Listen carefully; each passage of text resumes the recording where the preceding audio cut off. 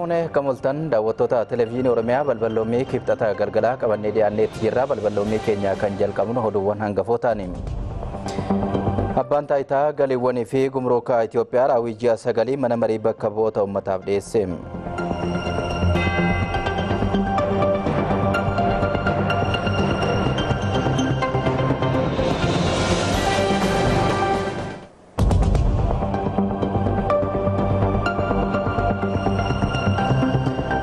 Barmaatilee dubartootaa fi daa'imman miidhaan hambisuuf gumiin tokkummaa abbootii gadaa Oromiyaa tumaalee 21 labseera.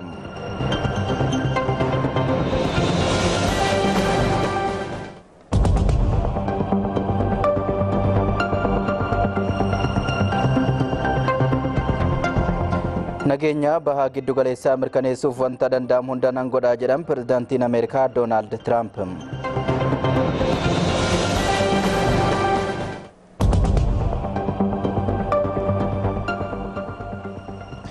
Balballoomii keenya oduuwwan gaggabaaboo fi bal'inaan qopheeffannee qabannee dhiyaanneetti jirra. Kabajamtoota daawwattoota keenya istuudiyoo keenya magaalaa Adaamaarraa oduu har'aa dursuun kan isin waliin turu Hanbizoor Qolaanaati.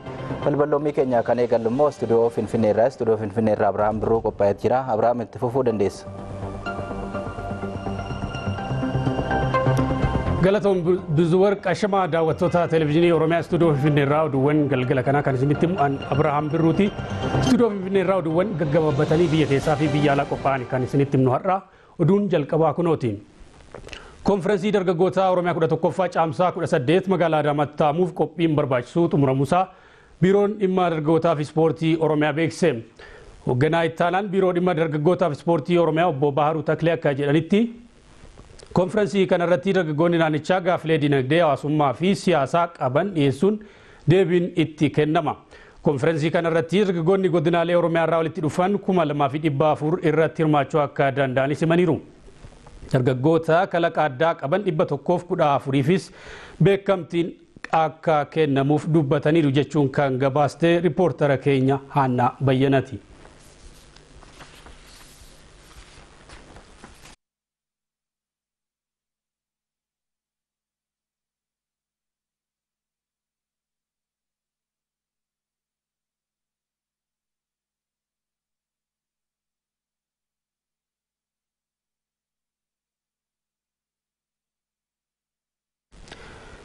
Ministeerri maallaqaa fi walta'iinsa misooma dinagdee wixinee dambii fi bulchiinsa taaksii haaraa bayirratti miidiyaaf ibsa kenne. Ministeerichatti daayireektarri dhimma seeraa obbo Waasiyoon Abaate wixinichi kaffaltii gibiraa haqa qabeessa gochuuf qophaa'ee jedhan. Wixinichi galiiwwan kiraa manaa dhaabbilee daldalaa mana jireenyaa fi konkolaataa hooggantootaaf mootummaan kennu akkaataa kaffaluu danda'an ni dabalata. Kaffaltoonni gibiraa galii waggaa birrii 500,000 fi isaa ol qaban gibirri kaffalaa turan iftoomina waan hin qabneef akka dabalu ni taasifamas jedhaniiru. Kibree Zalaalamtu gabaase.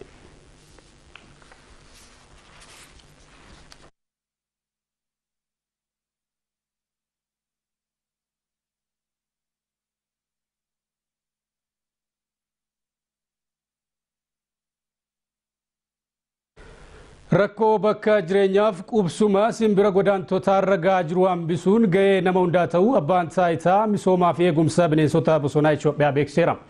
Guyyaan ayyaana simbirroota godaantota addunyaa Itoophiyaatti yeroo 8ffaaf godina Arsii Lixaa, Haroo Cittuu fi Shaallaatti kabajameera. Ayyaanicha irratti daayireektarri qo'annaa fi qorannaa naannoo bakka jireenya bineensota bosonaa obbo Kaasaay Gabratinsaay iddoowwan simbirroonni kun itti jiraatanii fi qubatan haroowwan yaa'a sulula Qiinxamaa keessatti argaman daawwachaa fi kunuunsuun murteessaadha jedhan. Ogeessonnis gama isaaniitiin rakkoon simbirroota irra ga'u namas waan hin hanqanneef eegumsaa fi kunuunsa barbaachisuu gochuun ga'ee nama hundaati jedhaniiru. Riippoortara keenya godina Arsii Lixaa jiruu Reebasaa Bantiitu gabaase.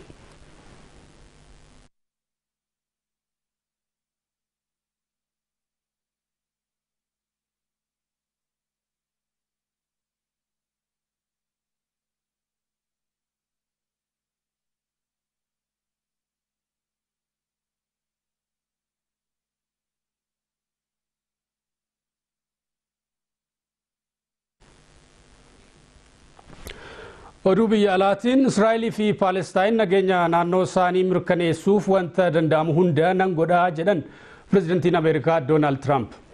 marii Mohammud Abbas hoggana Palestine waliin godhaniin hoggantichi hojii farra shororkeessummaa irratti hojjechaa jiran sadarkaa barbaadamurraan ga'uuf kutannoo isaaniitiif pirezidaanticha galateeffataniiru. Trump garasitti maluun isaanii hariiroon Ameerikaa fi Israa'el gidduu jiru kan hin laafne ta'uu mirkaneessuuf akka ta'e simaniiru. Waliigaltee nageenya Israa'el fi Palestine dhugoomsuuf kutannoon qabaa kan jiran pirezidaantiin Ameerikaa Doonaald Trump galma kana milkeessuufis wantan danda'u mara nan raawwadha jedhaniiru. Ta'us daawwannaan isaanii biyyoota hundumaa gidduutti tokkummaa uumuu irratti kan xiyyeeffatu akka ta'e hubachiisaniiru jechuun kan gabaase BBCdha.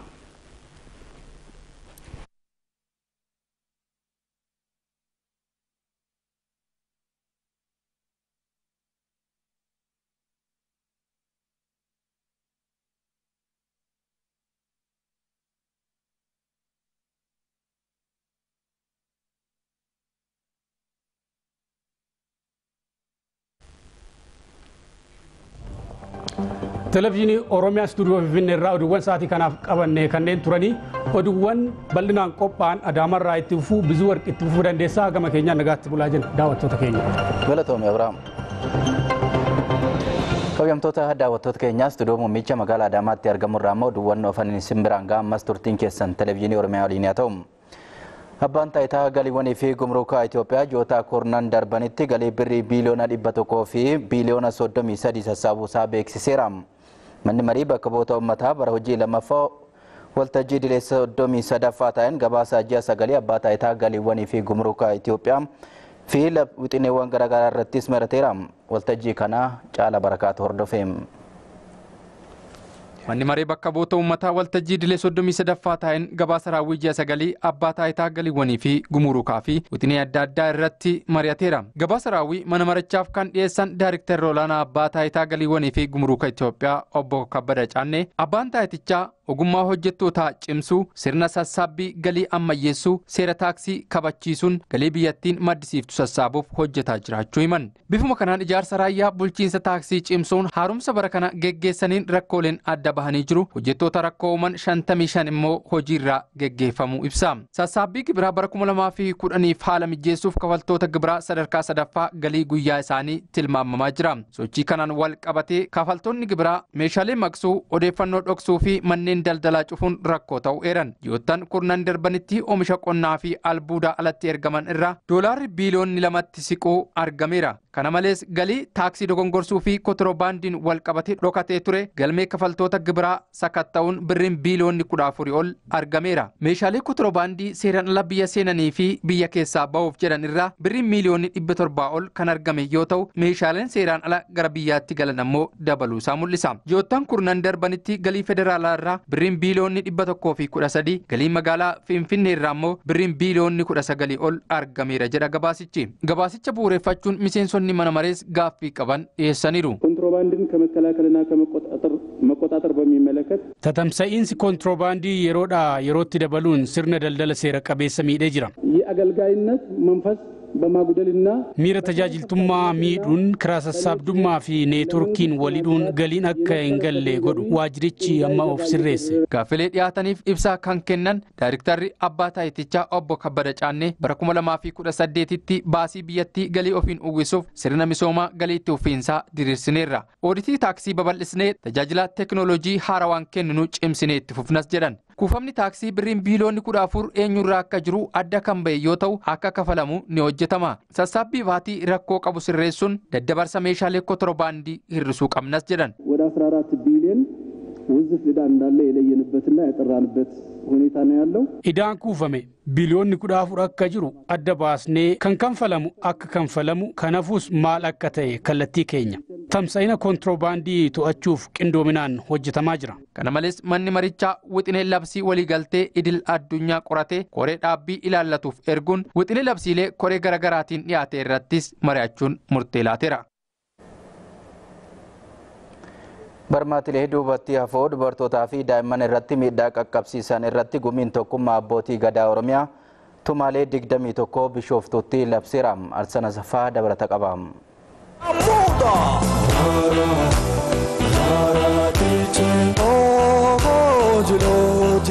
Sirna gadaa keessatti dubartoonni safuu guddaa qabu. Kabajni sirni gadaa dubartootaaf kennu olaanaadha. Barmaatileen dubartafoon yeroo waliin dhalatanii dubartootaa fi daa'imman irratti qaqqabanis sirna gadaa keessatti bakka hin qabani. Kanuma bu'uureffachuudhaan biiroon dhimma dubartootaa fi daa'immanii Oromiyaa barmaatilee dubartootaa fi daa'imman irratti miidhaa qaqqabsiisan akkaataa maqsuun danda'amu irratti gumii tokkummaa abbootii gadaa Oromiyaa waliin Bishooftuutti mari'ataniiru. Abbootiin gadaa sirna kanarratti argamanis sirna gadaa keessatti dubartii abbaan warraa irraa du'e dhaaluun kittaanaan shamarranii huba qoonqoo muruun butii fi dirqisiisanii gudeeduun aadi malee ta'uu dubbatanii. Gurbaan tokko nama tamaadha. Eebbifamee doktora intala kaatee raatee intala hukuminni fuuwaa ji'atti galee jiru kittaanan hin fuudhu jedhe. Gaalan hin fuudhaan isii jedhe. Anini waa'ee kittaan naqan barsiisaa isiin hin kittaanan ta'an isiin fuudhu jedhe. Hin dhiisi. Wanni akkanaatti jira. Kanallee uummata barsiisaa jirra keessa gadi buunee. Giddiidhaan dirqamaan dhaalli hafee jira.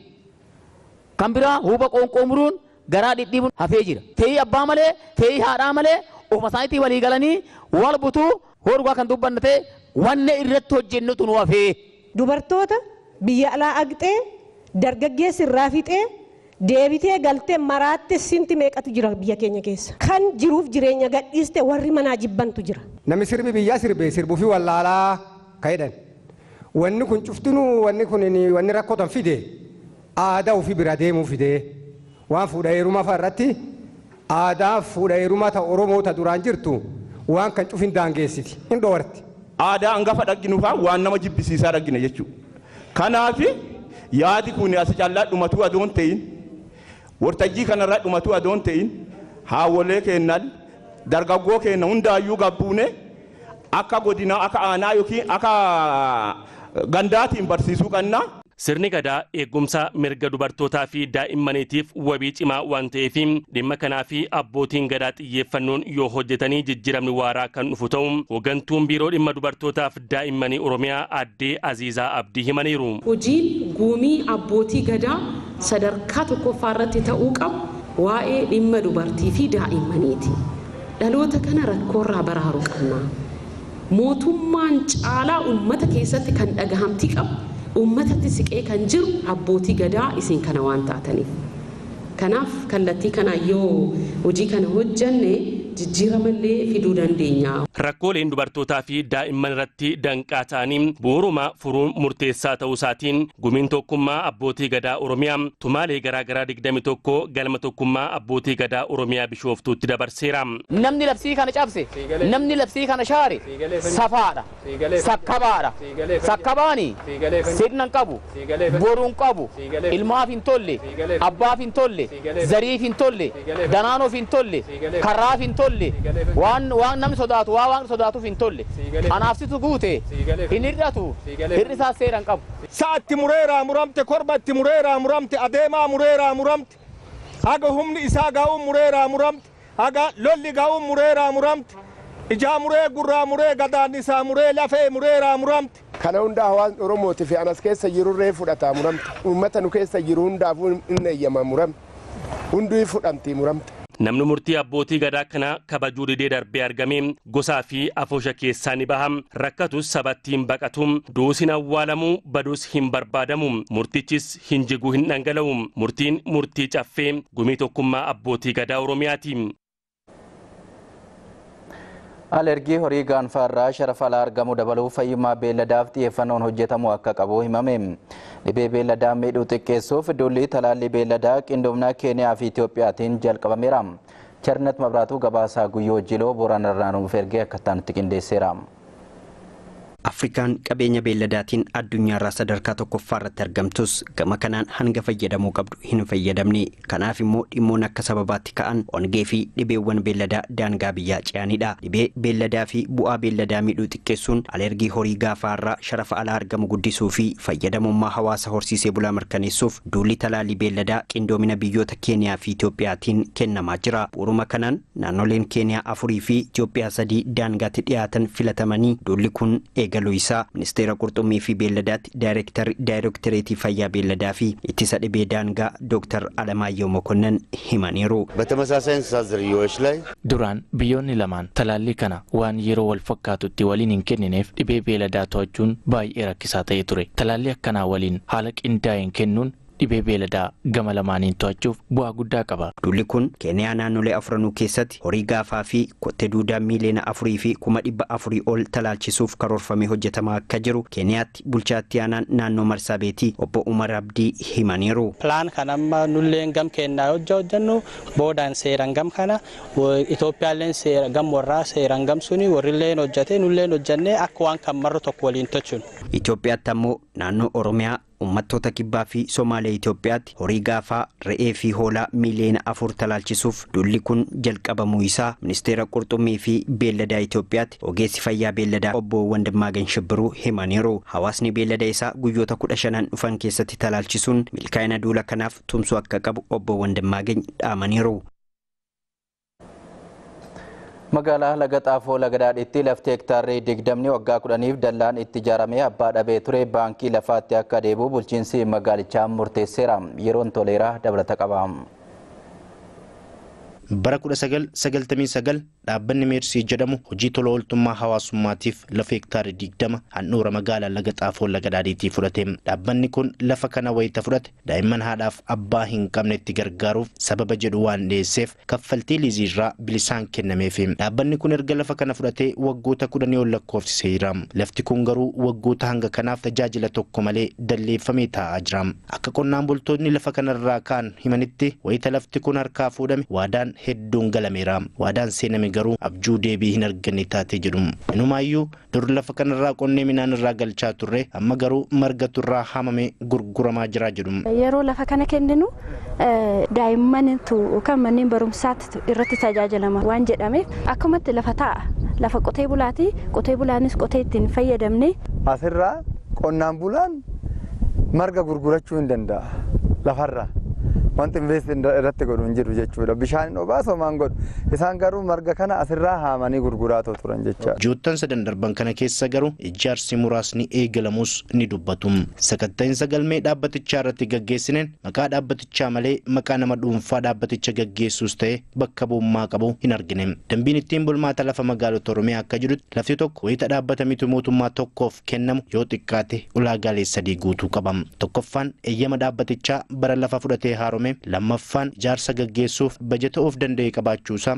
Sadaffaan diizaayinii ijaarsaa dhiyeeffachuu qaba. Haa ta'u malee ulaagaalee armaan olii keessaa galmee kana keessatti tokkoyyuu hin argine. Waggoottan 10 darban lafti kun na ilaallata jedhee gara bulchiinsa magaalaatti qaamni dhufee beeku akka hin jirre hojii gaggeessaa ejensii misoomaa fi maaneejimentii lafa magaalaa bulchiinsa magaalaa Laga Xaafoo Laga Daadhii duraanii obbo Asfaw Dammaqaarraa mirkaneeffannee jirra. Abbaa lafa kanaa baruuf waardiyoota waggoota dheeraaf lafa kana eegan gaafannus arganii akka hin beekne nutti himanii kan isaan qacaree ejensii ta'us dubbatan. Abbaan qabeenyaa kanaa hin jira jechaa oduu dhageenya malee wanti beekne hin jiru. Ejensii nu qaxaree bakka ejensii nu qaxaree gaana jirra. ባለቤቶችን እኔ ማለት ከኔ ጋር ግንኙነት የላቸውም። አባን ለፈ ከና አነ ወሊኒ ወልት ድፌኛ ሂንቀበኒ አርጌስ ሂንቤኩ ሚንዳኮ ከና ከፈሉ ገሩ ኤጀንሲ ነቀጨሬዳ መቃፊ ቴሶ ኤጀንሲ ኢሳን ቀጠሬ ዋርዲዮተ ኩኔን ጋፈኖስ ኑቲሙፍ heeyyamamaa hin taane. Warreen lafa kanarraa kaan dabalatee jiraattota magaalittii irraa akka odeeffannetti lafichi kan dhaabbata Aadde Abbabech Goobanaa ta'uusaa nutti himanii. Lafa kana abbaa qabeenyaa Abbabech Goobanaati jedhama waggaa haasa'amu. Nuyi garuu qaama san ijaan hin beeknu. Hojii gaggeessaan dhaabbata Abbabech Goobanaa obbo Isheetuu Araddoorraa bilbilaan akka mirkaneeffannetti immoo dhaabbanni isaanii waa'ee lafa kanaa tasumaa hin beekuu jedhanii. Toftaalee garaagaraa fayyadamuun nama dhaabbaticha gaggeessuu fi teessoo dhaabbatichaa adda baafachuuf yaallus argachuu hin dandeenye. Lafti kun wayita kenname dhaabbata bu'aadhaaf hin hundoofneef tajaajila tola ooltummaatiif akka ooluuf kaffaltii bilisaatiinidha kan inni kenname. Sababa kanaaf galmee investimentii kamirrattuu galmaa'ee hin argamu. Kantiibaan bulchiinsa magaalaa Laga Xaafoo Laga Daadhii Aadde Caaltuu isaanii lafti handhuura magaalichaa irratti dalleeffamee taa'aa jiru hawaasa biratti komii kaasaa jira jedhu. Saantiimii tokkoon malee lafti kun fudhatame lafti immoo lafa baay'ee murteessaa ta'ee fi qonnaan bulaan oomisha isaa xaafii adii kana sirriitti irraa oomishachuu danda'u lafa bilaashitti fudhatame jennee fudhanna.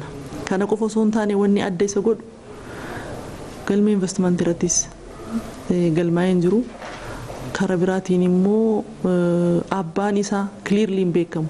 Kan eenyuuti jennee yeroo adda addaa gaafannu jennus namumti kiyya jedhee dhufee himu hin jiru. Practically garuu qabatamaan wanni mul'atu marga irraa haamanii gurguruudha. Kun immoo baay'ee mufachiise qonnaan bulaa keenya. Waliigalteen dhaabbaticha waliin jiru addaan cite lafichi gara baankii mootummaatti deebi'ee tajaajila birootiif akka oolus bulchiinsi magaalachaa murteessuus adde caaltuun himaniiru. Hojii gaggeessaan ejensii misoomaa fi maanajimentii lafa magaalaa Oromiyaa obbo Mittikuu Dheeressaa odiitii lafa magaalota Oromiyaa waggoottan 25 darbanii taasifameen lafti kun warreen hawaasni komii irratti qabu keessatti ramadameeraa jedhanii tarkaanfiin bu'uura seeraa qabu kan fudhatamu ta'us himanii. Wanta akkasii kun waggoota hamma dheeratan kana keessatti dhokatanii jiru.